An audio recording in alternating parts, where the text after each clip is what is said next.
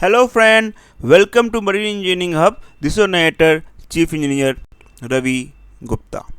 Today we are going to talk about pressure reducing valve.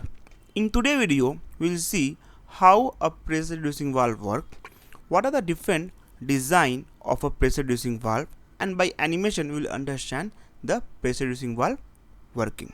So friend, I guarantee after watching this video you will have a clear concept of a pressure reducing valve. So let's start the today video of a pressure reducing valve. So as you can see, this is a pressure reducing valve of a steam type. Basically, pressure reducing valve is being used where we require less pressure as compared to our generated pressure. So let's suppose here we are generating around 7 bar and we require for operation suppose 4 bar. So for that we are using a pressure reducing valve. So now let's see the component. So this is the steam inlet, this is the steam outlet, this area is the valve seat, this area is the spring piston diaphragm, and this is the spring and this is the adjusting screw. So the spring is acting force on the upward direction, the steam inlet is causing the force to act in upward direction, and the steam out is causing the force in the downward direction.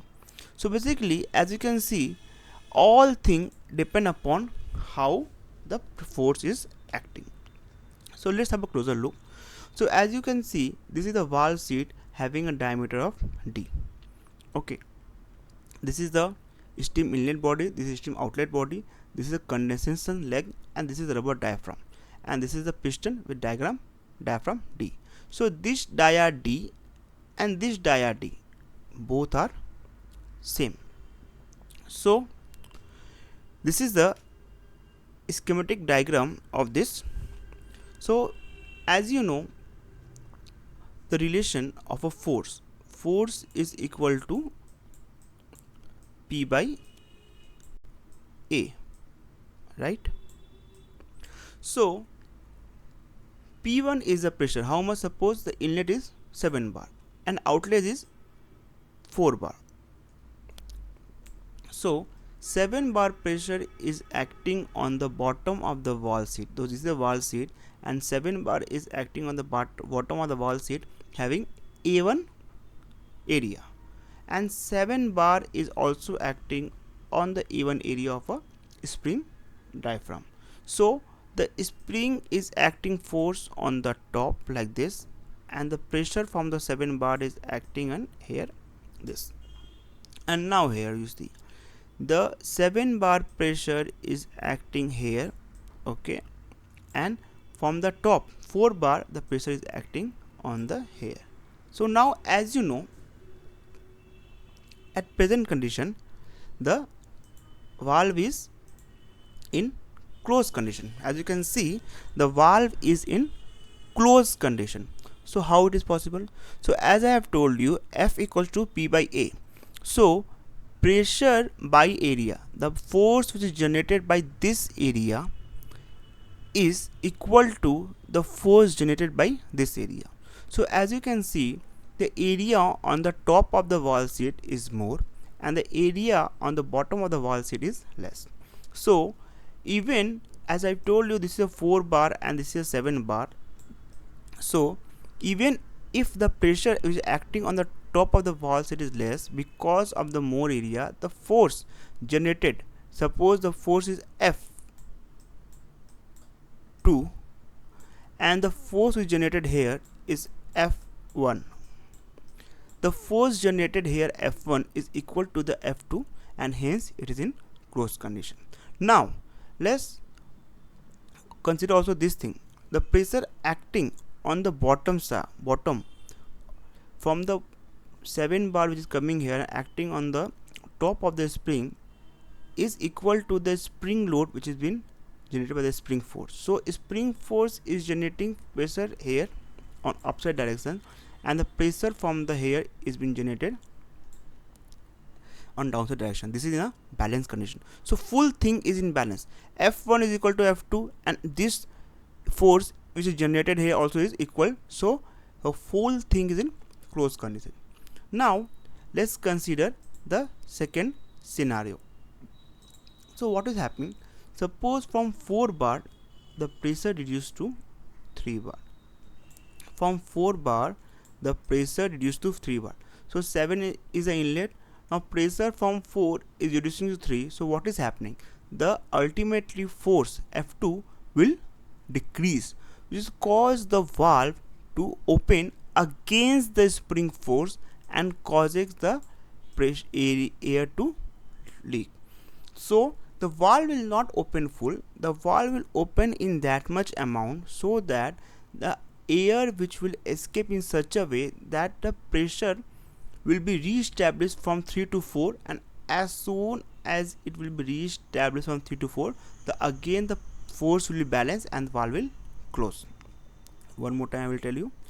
If suppose the pressure is been reduced, due to reduce in pressure the force is getting misbalanced, the F2 is now less than the F1, due to which the valve is getting open on the top this direction because of the spring force, and the air will escape from this side, or steam whatever is getting escape from this side, and it will continue the escape till the pressure is re-established from 3 to 4 bar. Okay, so this is how the pressure reducing valve will work. Now let's see what is written here. So basically this whole thing is in a state of balance condition, and it will open the valve only when the pressure acting on the top of the A2 is getting reduced, and any decrease in pressure on the top of the P2 will only cause the valve to open against the by the spring force. So basically the spring force is causing the valve to open if there is a reducing pressure on the top, and as soon as it will increase, it will causing the valve to close. So this is written here. Now we will see a different type of arrangement here. So here you can see this is one spring, this is the second spring. So there is two spring, and this is the pressure adjusting screw through which we can increase and decrease the force. So now what is happening is basically this is the orifice, this is the orifice area. So the inlet pressure, suppose again here 7 bar, and suppose this is the outlet is 4 bar. So the 7 bar is coming here and it is getting regulated, and depending upon that this diaphragm is getting flexed. So the diaphragm flexing will depend upon what is the pressure here. If the pressure is reducing to 3 bar, this will open more and this will be coming here. It will go down, and it will come here, and it will cause the orifice to open more, and more amount of air will go or water will go this side. And after that, as soon as you re-establish 4 bar, it will move to this direction.